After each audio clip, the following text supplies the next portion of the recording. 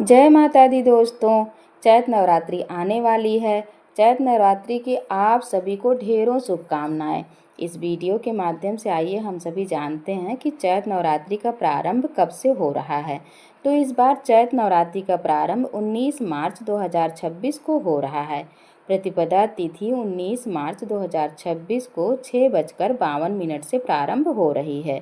तो हमें 6:52 के बाद ही कलश स्थापना करनी चाहिए शुभ मुहूर्त के अंदर।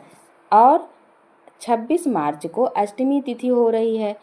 27 मार्च को नवमी तिथि समाप्त हो रही है। 27 मार्च को नवमी तिथि की समाप्ति के बाद ही चैत्र नवरात्रि का समापन हो जाएगा। अब आइए हम लोग माता के नौ रूपों का स्वरूप जानते हैं कि कौन कौन से दिन माता के नौ रूप के स्वरूप होते हैं। तो पहली तिथि प्रतिपदा तिथि को माँ शैलपुत्री का पूजा किया जाता है। दूसरी तिथि को माँ ब्रह्मचारिणी का। तीसरी तिथि को माँ चंद्रघंटा का। चौथी तिथि को माँ कूष्मांडा का। पाँचवीं तिथि को माँ स्कंद माता का। छठी तिथि को माँ कात्यायनी का। और सातवीं तिथि को माँ कालरात्रि की पूजा की जाती है।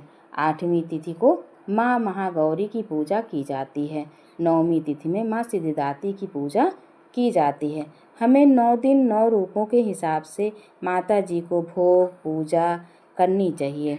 नवरात्रि बहुत ही पावन और पवित्र त्यौहार मनाया जाता है, इसलिए हमें भूल कर भी मांस मदिरा और लहसुन प्याज का सेवन नहीं करना चाहिए।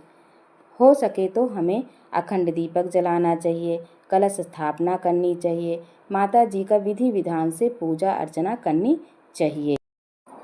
माता जी के 9 दिन बहुत ही पवित्र माने जाते हैं, इसलिए हमें बाल नहीं कटवाने चाहिए, नाखून नहीं काटने चाहिए, लहसुन प्याज का सेवन नहीं करना चाहिए, झूठ नहीं बोलना चाहिए। ये सब हमें अपने आदतों में सुधार रखना चाहिए।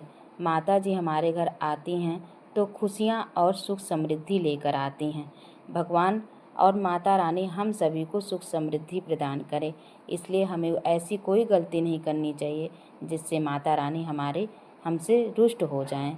नवरात्रि 9 दिन 9 रूपों का त्यौहार मनाया जाता है, इसलिए हमें माता जी को खुश करने की पूरी कोशिश करनी चाहिए ताकि वो हमें सुख समृद्धि प्रदान करें। माता जी हमारे जीवन में सुख समृद्धि लाएं, इसकी मंगल कामना करते हुए आप सभी को फिर से ढेरों शुभकामनाएं। नवरात्रि की जय माता दी।